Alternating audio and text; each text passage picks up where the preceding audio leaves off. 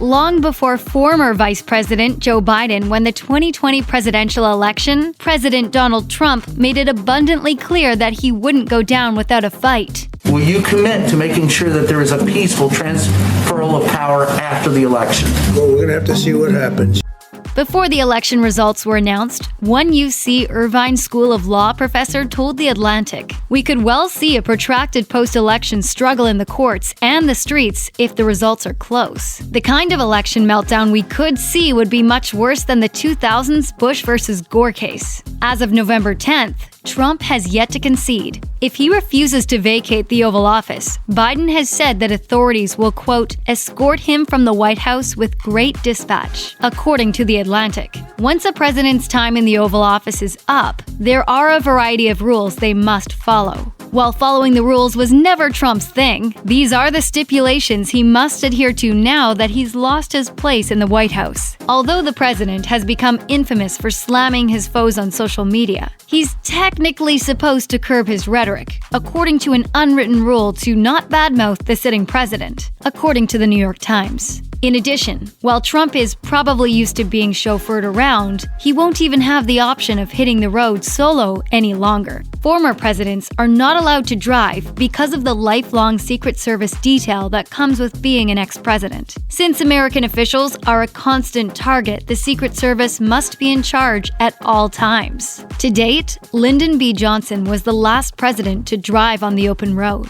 Former President George W. Bush told Jay Leno he's only allowed to drive on his private property in the safest of conditions. Other than that, presidents must be driven everywhere by Secret Service agents who are trained in, quote, evasive and defensive driving maneuvers. While the intelligence community has received some flack about snooping through the devices of U.S. citizens, the protocol is often necessary for former and current presidents. The Secret Service got exempt from warrant laws in regard to Stingray devices that can monitor a cell phone's location, according to The Hill. Despite seemingly understanding the ins and outs of Twitter, Trump may not have to worry about this rule, since he isn't known for being computer savvy.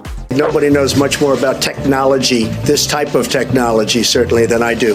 After he made remarks about Googling himself, Times correspondent Maggie Haberman tweeted, "He doesn't use a computer. Someone is doing the Googling, but not him."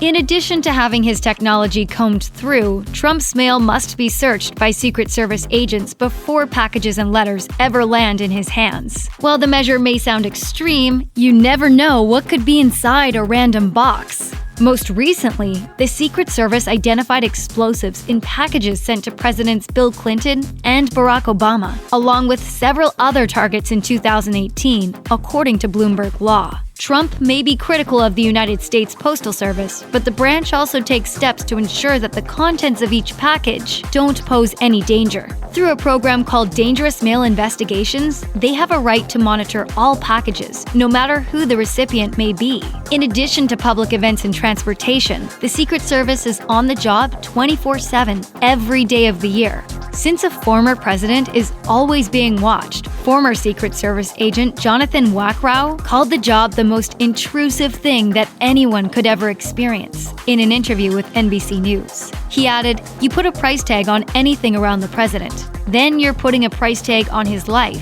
and that is priceless." Even on intimate holidays, Secret Service agents are always around, sacrificing their lives and being apart from their own families to protect America's finest. Wackrow continued, "We experience parts of your life, but we're also there in those private times when things aren't good. Family arguments, family loss. We're there 24 hours a day, 365 days a year." Check out one of our newest videos right here. Plus, even more Nicki Swift videos about your favorite celebs are coming soon. Subscribe to our YouTube channel and hit the bell so you don't miss a single one.